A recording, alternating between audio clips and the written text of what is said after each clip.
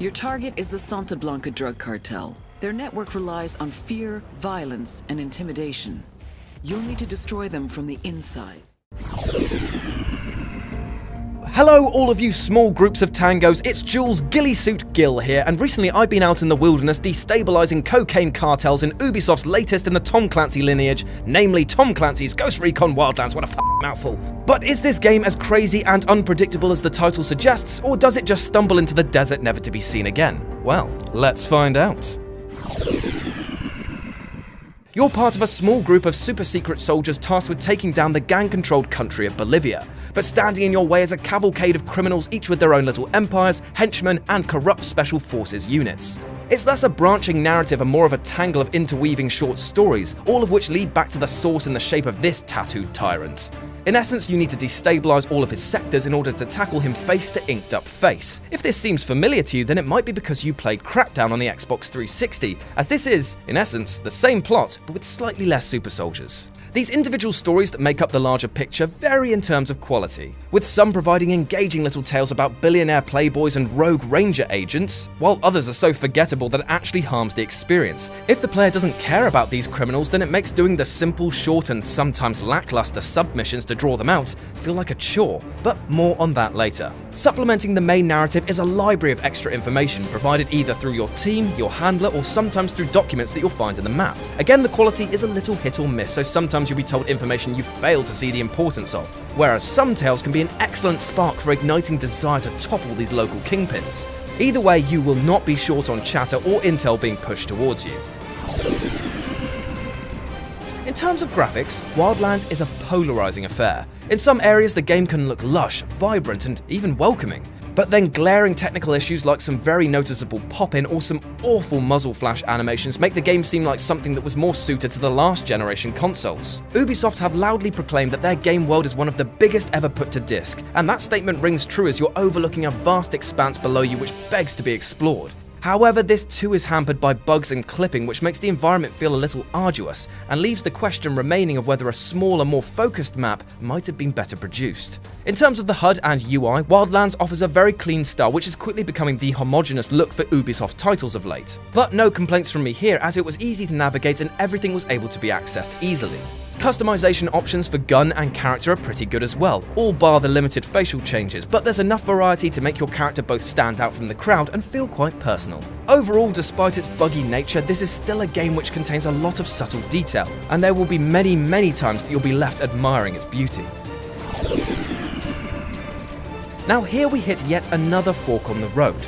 On the one side, there's a smooth, tarmacked, and inviting path which pleasingly shows you combat which can be considered, tactical, and in places exhilarating. When a plan comes together, it's empowering and you truly understand what the game set out to achieve. The shooting is tight, the customization of loadouts is vast, and it can be genuinely terrifying when a large patrol is mere inches away from you and you're just praying that none of them need to take a piss in the bush that you're hiding behind. But then there's the other road, and this one is so bumpy, jagged, and downright annoying to traverse that you'd just rather abandon the journey altogether. The combat can be rewarding, but for the most part it's plagued by basic issues which hamper the experience.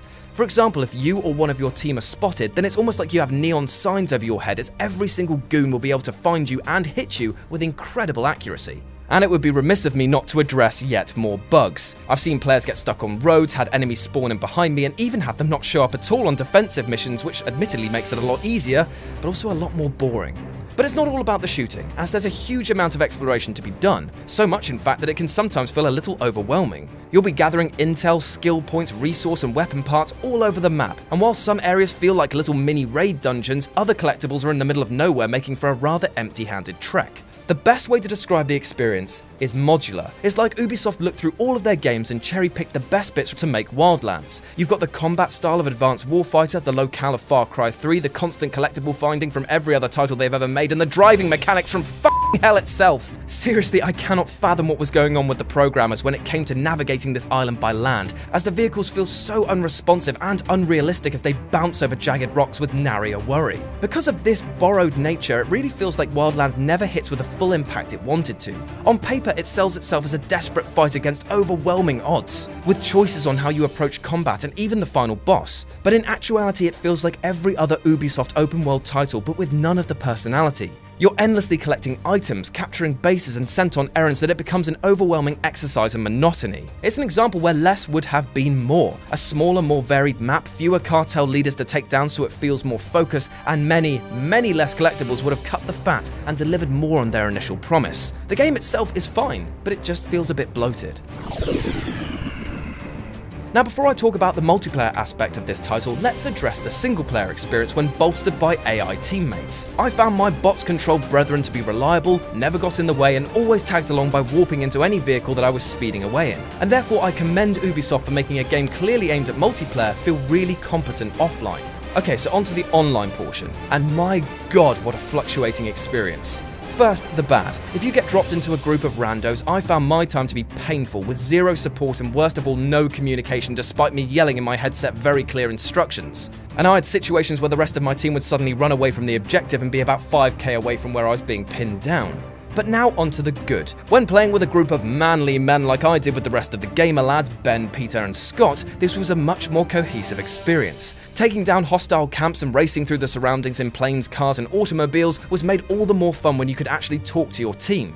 We cruised through missions, and while we experienced even more bugs, the overall time was fairly enjoyable. Bottom line though, regardless of how you play, there's a competent experience both online and off. You just might have to look a bit harder for it online.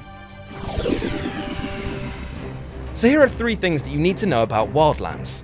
Number 1, this is a game which requires patience and tactical thinking. If you go in all guns blazing, you're going to find yourself not only on the end of a severe kicking by the pinpoint AI, but also staring at the long and boring bleed-out respawn timer.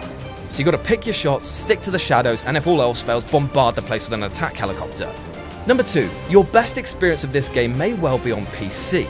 Alongside all of the little graphical touches that the PC version adds, you stand a much better chance of your team actually talking to you. The PS4 seemed to be a ghost town for communication, and I've heard similar reports for the Xbox One. Given the nature of this game, your best bet is to either party up with friends or head to PC where chat and text options are much more interactive. And number 3, this is not the game-changing experience of the open world genre that it would like you to believe. While the separate parts of Wildlands are at best exceptional and at worst just average, the sum of all of this is an experience which feels like we've seen it before. We've been to tropical countries, helped rebels and take down gangs, and while this arguably has some very, very engaging combat, it's still not enough to be considered unique. We are ghosts, and we do not exist.